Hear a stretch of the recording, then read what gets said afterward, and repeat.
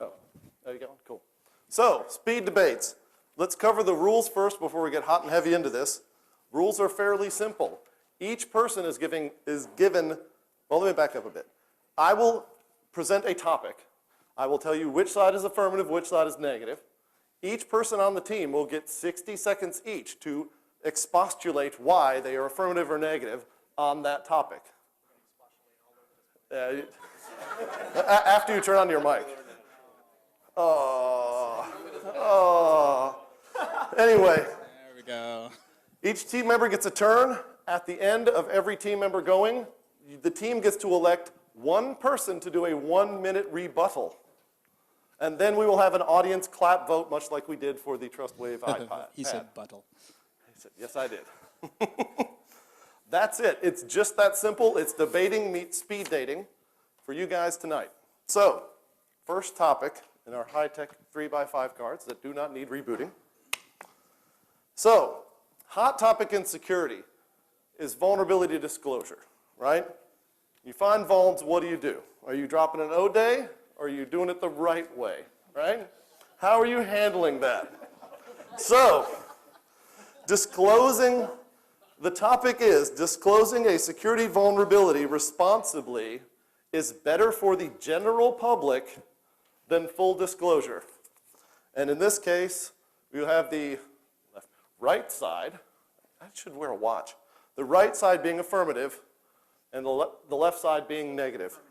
Affirmative that disclosing the security vulnerabilities responsibly is better for the general public. Ready to go? Ready, set.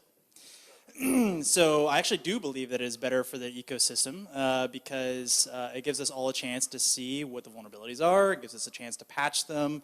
It gives incentive to the companies to work better with the community and work better to protect all of us in the process of finding these vulnerabilities and fixing them. It reduces the amount of churn in the industry. I think we all have jobs, which is nice, because if there were no vulnerability disclosure, we would have no jobs. And frankly, I think the companies actually enjoy working with the community when we show them their faults. But they certainly what's that? I got 10 seconds? Yeah, 8 seconds. No, I got 8 seconds? All right. And to sum up, that was it. Thank you very much. Okay, for the negative. I'm pretty sure I would still have a job even if responsible disclosure didn't exist. I don't know. Maybe that's just me. Look, it takes full disclosure to put enough pressure on companies to actually fix things. Look at companies like Tipping Point that sits on 0 days and tries to organize responsible disclosure with the companies that are producing these vulnerabilities. And they produce a list of all the items that have been reported to them and the dates that they were reported and how long it's been. And you can look at that list and you can see items on there that are 2 and 3 years old. So how is that making it better for the general consumer, the general user, if companies can just sit on vulnerabilities and there's no pressure to fix them? There's never going to be pressure unless people are vocal about it. I mean, look at the thing that came out recently, the Fire Sheep thing, and that's not a vulnerability so much, but it's going to put pressure on companies to maybe start enabling SSL where they weren't before. So, oh, come on. Speed debates, speed debates. Yeah. Just a clarification, did I discover the vulnerability and I'm disclosing it publicly, or am I working for a company disclosing it, letting my clients and customers know? I'm fine with either, to be quite honest with you. This is more of a high level, all right? Okay. Just generally speaking. Okay, so I'll take both positions, 30 seconds each. If you're the person, if you're the person who discovered the vulnerability, you're doing research, you're out there, it is responsible to disclose it to the proper people. Obviously, if it's say a Microsoft or it's a particular vulnerability with an application, you might want to tell the manufacturer or the creator of that product that there's an issue with it. I think that's probably the best course of action to go there. And likewise, if you're the vendor and you've discovered it, I think it's in your best interest to let people know, hey, this is who we are, we found this vulnerability. Notify your clients, that you've done it. I mean, obviously, the scale to which you do it depends on what the severity of the vulnerability is, but I think it's better for everybody to do that. And you don't have to use your full time. If you're done, you're done. You're done. Hey, man, that's a 10 free seconds. You don't get bonus points for it, but it's still cool. Can I have his 10 seconds? You cannot have his 10 seconds. Oh, The teams do not share well. fine. Okay. I just a quick disclaimer, I do not speak for my employer, and I may not even be speaking for myself. But I'm all about the entertainment. Just like Chris said, if we don't put a lot of pressure on vendors constantly, they're not going to develop a culture where they're actually proactively trying to avoid these sort of problems. So, and besides, I think we should stick up for the little person who is stuck trying to defend against these things. We should stick it to the man, to the evil corporations who are sitting on these vulns, and we should just let it all hang out.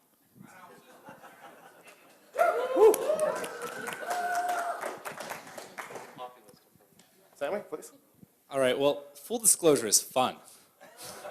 But responsible disclosure, I mean, responsible disclosure does make more sense. Just to counter-argue the losing team's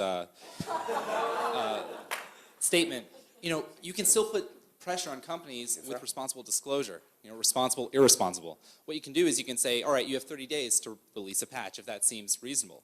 It's still responsible. You're letting the single vendor know that they need to patch something that probably no one else knows about, right? And you're giving them the chance to patch quietly without giving criminals the access to whatever vulnerability or exploit that you discovered.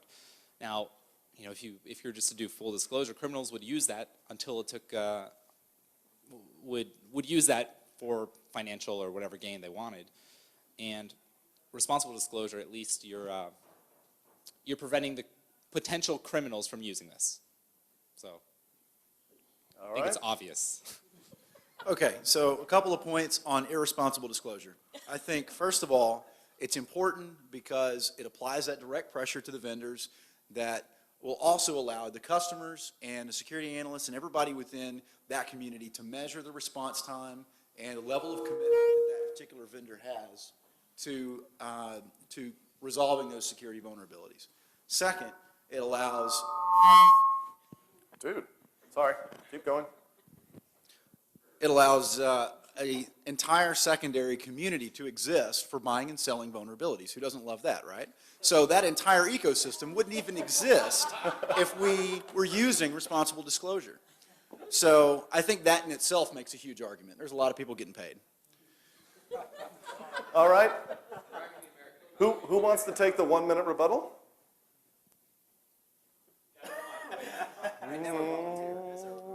There's a 1 minute rebuttal. I'm sorry if I didn't make that clear. You do get the opportunity. I guess you can defer if you don't want to do a 1 minute rebuttal. Paper, rock, scissors. What? Time's running out. 30 seconds left. Sorry, first time out of the gate here. How are we doing this? You have the opportunity for your team to pick one team member to make a 60-second rebuttal to their final argument. These are the final arguments. Not it. Not it.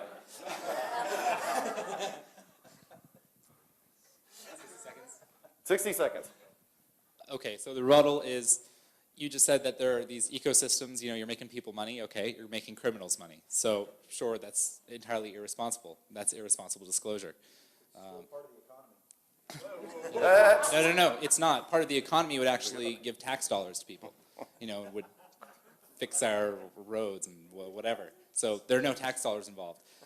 The rebuttal to the pressure is that, sure, there's pressure with full disclosure, but there's also pressure with responsible disclosure. You put a date on when you're going to release this to the public because you want the attention.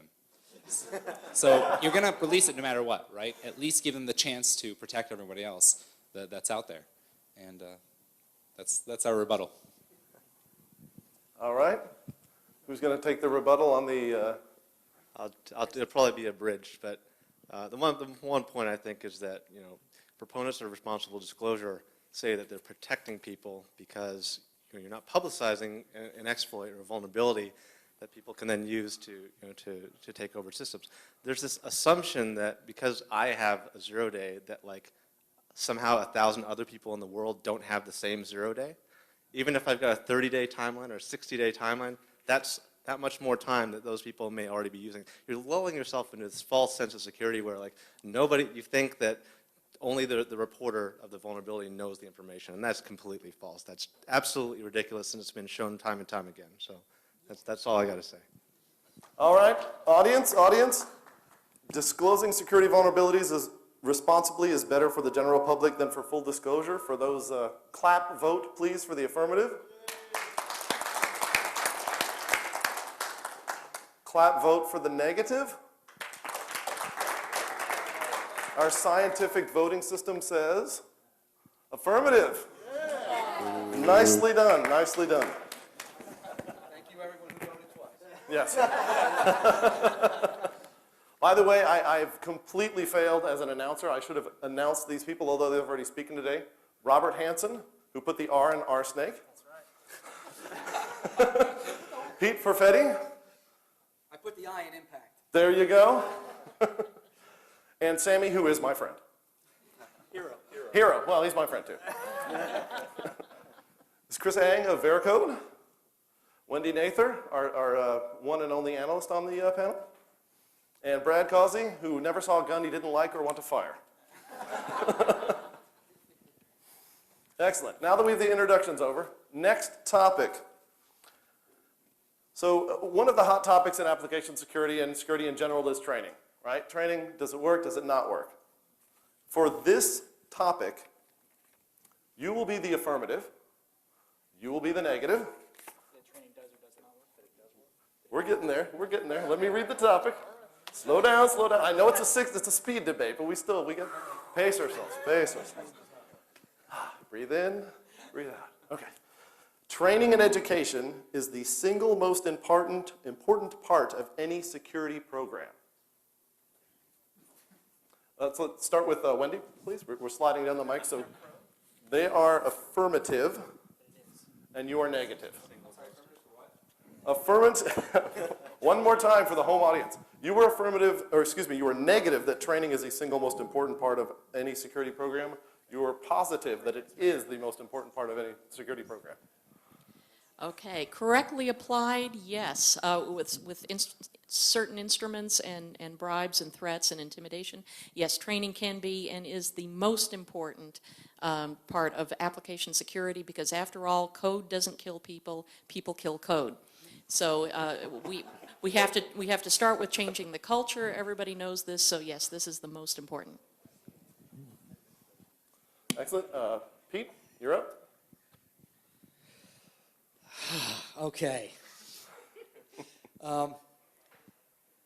When it comes down to training, there's a couple of things. I would offer that awareness is good, but we're not talking about just awareness. We're talking about training. And to force people to go through training, it's a losing battle. It's too costly. They're not going to do it.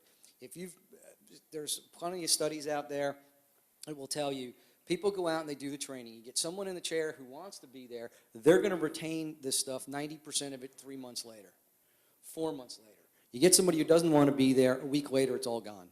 They don't have a clue. You're wasting your money on it. You need to be focused on doing a lot more than just training people. Hire good trained people. Put relevant people into the positions where they can go and choose a training that they need to go to that they feel is relevant for what they need to do rather than force them into it. Brian? So I'm going to use Pete's point against him in that I would say that awareness is part of training and that by training these folks and incorporating awareness into that training that we're going to produce individual programmers, testers, et cetera, all the way through the course of the application security ecosystem so that they're aware of the situation and able to produce secure code in the long run. Excellent. Samy? Raise of hands, how many people learn calculus in high school or college? How many people will remember calculus? Or... All right. I saw half the hands go down. So I think a lot of you are actually interested in it, right? And like Pete said, if it's interesting, then you'll actually retain it. But if it's interesting, you'll learn it anyway. That's your job, all right? You're in a security, you're a security professional. So in that sense, I mean, I think it's obvious that training doesn't do anything. It's like, sure, you can teach someone about XSS and SQL injection, but if they're not interested, they're not going to learn it. So you need to have other things in place that are more important than assuming the human's going to not make an error and take care of that properly. Chris? It kind of sucks being the third person. You've had more time to think. What are you talking about? They used all my points. Well, so it shows that when you test an application repeatedly and you go back and get your developers to fix the problems that were there, you can improve the security of an application over time. Well, what's happening there? You report stuff to them. If they don't understand what SQL injection is or cross-site scripting is, they have to go learn about it, right? They have to understand what the root cause is, what it looks like in the code, what the effective mitigations are, and they have to go code against that. That's training. You're not sitting in front of a blackboard with instructor-led training necessarily. You're not, taking notes for 8 hours a day or doing a CBT. You are learning about the security vulnerabilities through the process of an SDL. That's training, whether you want to call it that or not. So it's absolutely effective. You can look at any organization that does repeated scans of their software, and it gets better. And that's due to awareness and training. All right, Robert? All right, so I actually have probably the only person here with has metrics on all this stuff. So eBay spent $1 million on training to try to stop phishing. So they sent out all this anti-phishing education to the vast majority of the internet who uses eBay. This is 250 million people. Phishing went up, not down, up. And not only that, the bad guys started putting anti-phishing messaging into their phishing emails to tell people not to click on phishing emails. We know it doesn't work. We have many, many examples in other companies where the same thing is true. I think my esteemed colleagues on the losing team understand, but they're unwilling to say that it is impossible to train a certain percentage of people. There are people who can be trained, but it is a very small minority. All right, the rebuttal. Do we have a rebuttal we'd like to make? Okay, Brian, with the rebuttal? Absolutely. So just a real brief rebuttal. I think you make an excellent point. I don't think an email constitutes training. So I think that training, when implemented properly, can absolutely be the core of any information security implementation. I think that training with the intent of, you know what, I just want to hear what you have to say.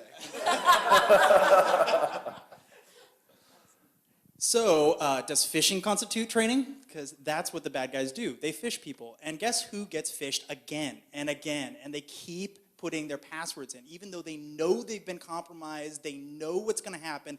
They've had to call in eBay and say, hey, I was compromised. A week later, they get compromised again, the exact same exploit. I'm just telling you, it doesn't work. All right, we need an audience vote. We would like a clap vote. Yes, sir? This time, I'm going to go back. Don't just put your head, randomly pick one, and that way I won't know.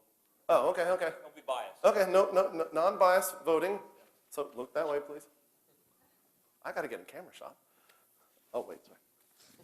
So, this team, clap vote, please. And their esteemed colleagues on the side, which I'm not going to be distinguished about.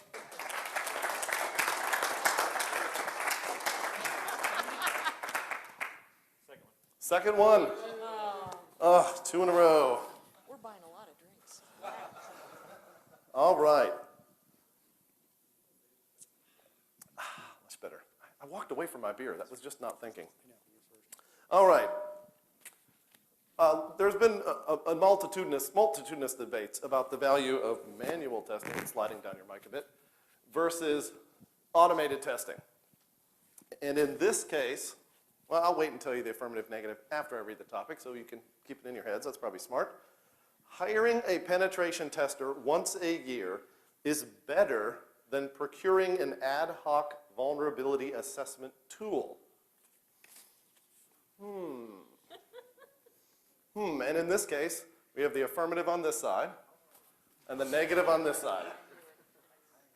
All right, so Samy, you're up first.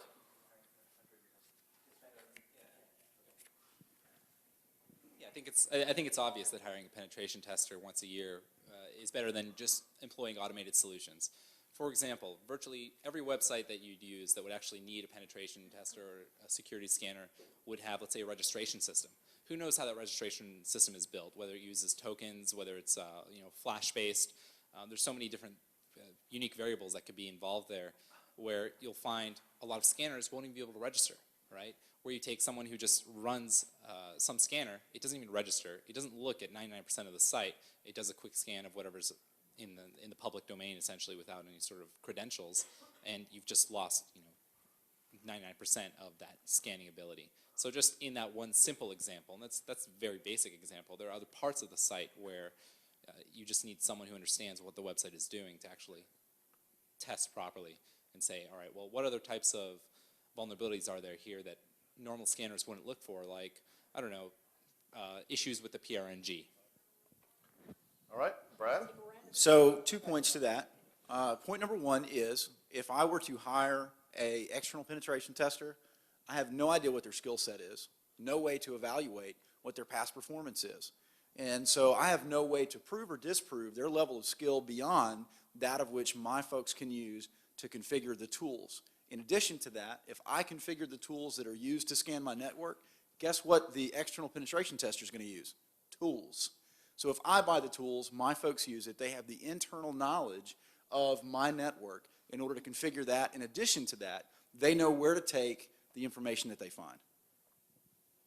All right, Robert? So the irony is, what he's saying is he's going to use tools that a person's going to use, and therefore it's the equivalent, and therefore it's the same, and you should use internal tools.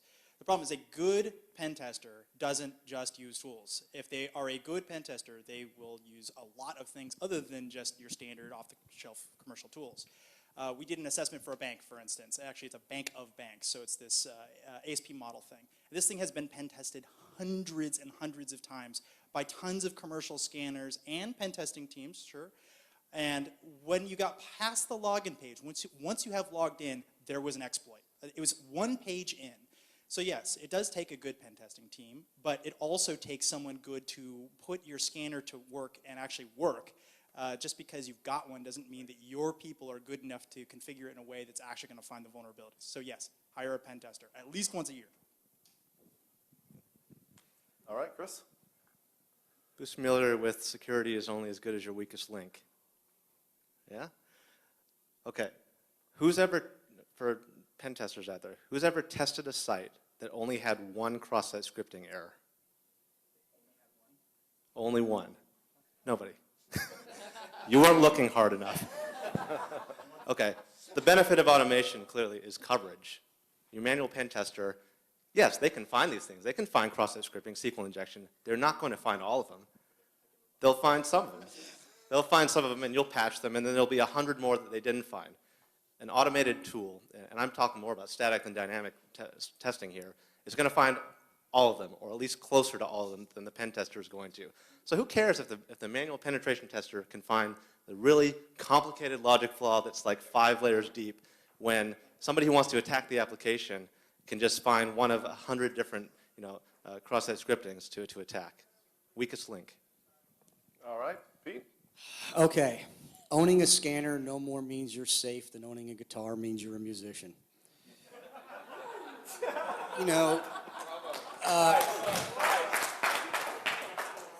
Having the tools is one thing. When I've been full-time with people, I've used their tools that nobody ever really used. Also, being on the outside of it now, yeah, sure, I may be using the same tools, but I had a Ducati motorcycle. I had wrenches to fit it. It doesn't mean I know how to fix it, right? So, sorry. So there is a lot of expertise that gets brought to it. When you find these vulnerabilities, who's going to tell your team how to fix it? Not your internal folks. So you need somebody to break that down. You find 50 vulnerabilities, somebody's going to have to tell them how to fix it. I'll give them 5 tasks to do, not 50. It's guidance. It's expertise. All right, Wendy? Okay. So how many of you guys on the panel have actually had to defend an enterprise? Yeah? With let's say 100 applications and a few hundred developers. One pen tester does not scale. And Matt knows this because he tried to be my one pen tester for a while and got really tired, so I replaced him with a tool. Not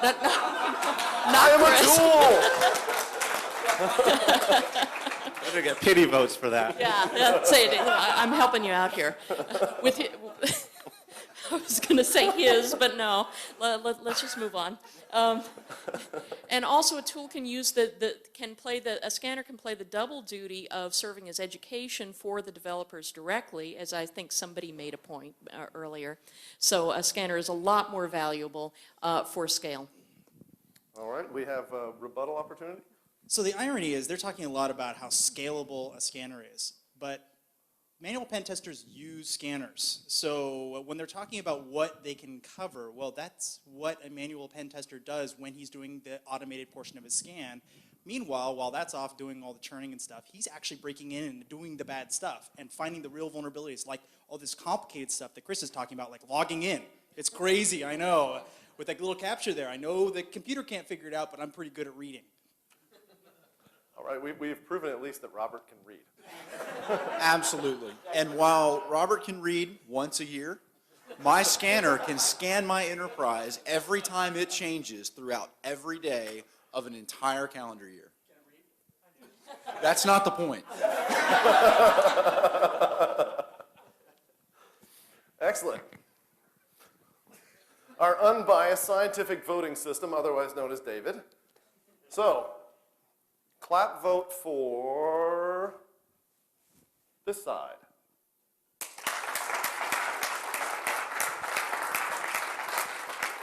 And clap vote for the other side.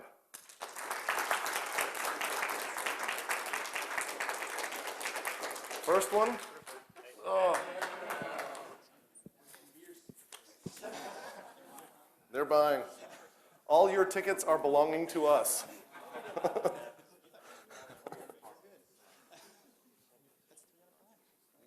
Pen testers usually are tools, thank you. As a pen tester, I appreciate that comment.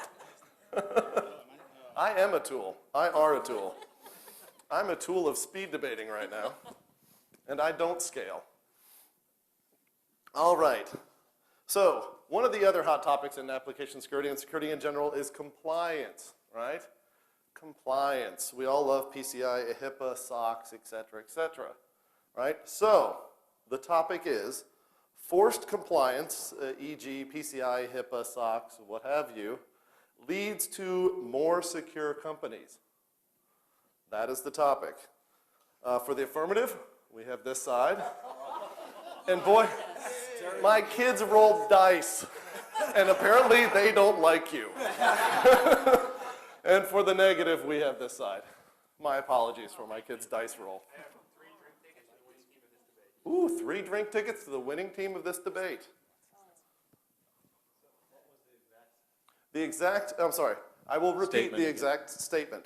Forced compliance, e.g. PCI, HIPAA, what have you, leads to more secure companies. All right.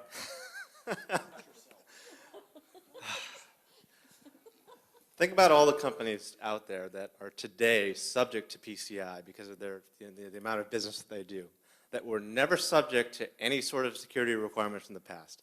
Take out of the equation, what PCI actually requires of them, but the fact that they now have to do a certain amount of self-assessment, they have to do a certain amount of testing, they have to make sure their development processes protect against the OAuth's top 10, they have to do certain things that they never did before. In general, raising the bar across the board is creating more secure companies. Now, people don't have to just do the minimum, right? They can go above and beyond that. Shut up.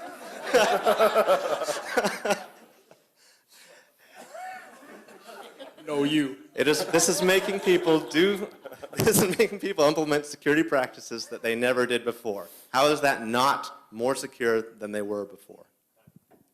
All right, Rob? So, yeah, okay. If you're talking about more secure, yeah, I mean, if it's like having four inflated tire or deflated tires and going to 3 deflated tires. I mean, yes, you are slightly more secure because you did fix some amount of the surface vulnerabilities. But if you're talking about are they more secure, the surface area has grown significantly, and what they're doing is they're offloading all this junk into the cloud. And they're saying to the QSAs and the ASVs, no, we don't have to test that because that's all off in the cloud. So they get audited once per year by your automated scanning crew over here, and a QSA who basically is doing a checklist, and he's not even looking at the thing. He doesn't even ask them good questions. Like, trust me, like really terrible. And so guys like me are brought in once per year, and we're like, okay, well, let's go test your stuff. Like, no, we can't. We're compliant on this side. All of our stuff's off in the cloud. No, you can't touch that. It's not really doing anything for security. It's a nice check mark, but it really isn't actually helping anything. All right. Wendy? So it's interesting that you mentioned cloud, because actually in my practice we are seeing that more providers are working to get pre-assessed and to offer PCI, mostly PCI compliant services. And this is a great boon to the SMBs out there who previously figured they couldn't handle it at all and just gambled that they wouldn't get caught. Now they actually have a place to go, and they are moving to the cloud to become compliant at the hands of somebody who actually knows what they're doing. So yes, it is getting better. All right, Pete? Oh, the young. Okay, 4 words on compliance: PCI and Heartland payment systems. Yeah, they're doing the minimum. I don't want them protecting my financial data. Regulation is fine. I do believe you can be compliant, you can be safe, be cost effective, and lower your risk. But if you do what you're supposed to be doing, do everything that needs to get done, you will be 90 to 95% compliant. I don't need the regulation to tell me that. I worked for organizations before any of this regulation ever came out. I can tell you now that BeavisandButthead.com was more secure than any financial company subjected to SOX. Okay, I'll stop there. It's too hot a topic. I could go on for this one forever. All right, Brad, you're up. Absolutely. So the question is, are we more secure with this? Absolutely we are. I don't even think that's even a legit question. Being that without compliance, without these regulatory requirements, there is no incentive for companies to encrypt data in the DMZ. There is no incentives for companies to utilize strong SSL certificates. All of these incentives are you're going to get fined, you're going to have a negative impact to your business should you not meet these requirements. And so there's absolutely a step in the right direction. You have to start somewhere. This isn't the end all, but it absolutely is a good starting point. I know nothing about compliance. I'm very bad at complying. But let's say, how many people, raise of hands again, how many people have pen tested against a bank? How many people have pen tested against a bank that was secure? They didn't find any vulnerabilities. One? Okay. Did not, though. Sorry. Did not. Let me Yeah, put my did hand not up. find any vulnerabilities. Sorry. And those banks, I assume all of these banks have what? SOX compliance, is that right? What other Amongst others. amongst others. So I think that by itself tells us this compliance doesn't work. That's it. All right, we have a rebuttal from the affirmative. Who wants to take the rebuttal sword and wield it mightily? Well, it can't get any worse than it already is, so why not? Why not? Let's defend PCI some more. Look, you can't just take, every time PCI comes up, it's, oh, Heartland this, Heartland that. Like, everybody likes to point to the one company that got breached like 6 months after they were deemed to be PCI compliant at that point, at that certain day. You don't know what you don't know, right? Who's doing that? You don't know how many companies Drinking beer over. did go through the PCI, the PCI gauntlet that did not get breached as a result of having gone through that. We'll never know that, right? So if everybody just pulls out Heartland all the time, I don't really think that tells us anything. That's one case. Yeah, it was a big case, but there's a lot of companies out there with much better security because they've gone through this process, and they're not getting breached as much.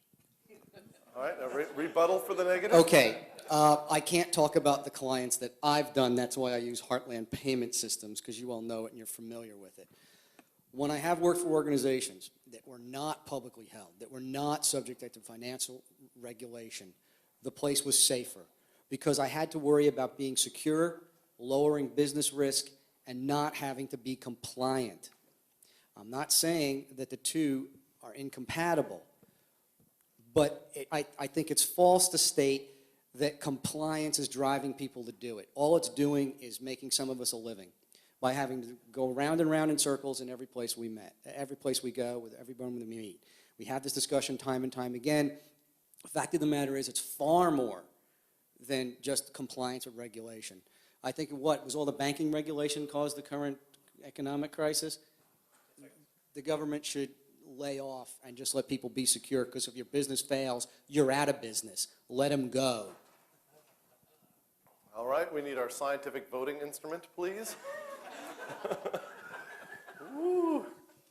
All right, let us have a clap vote for Just this announce the win. side. Just say they won. Come on. Hey, be nice.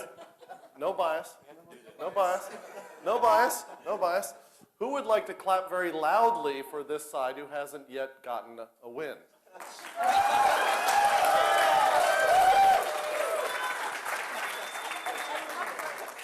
Who would like to not clap for the side that's going to freaking win anyway? Louder. That calls for Unbiased. applause. Okay, the first one. All right. Totally unbiased. Totally unbiased Take that. scientific voting. TCI rules. TCI rules. Winning Yes. is not everything. That's right. It's how you play the game. No, it's the only thing. All right, everybody, give a big round of applause for Brad, Wendy, Chris, Robert, Peter, and Samy.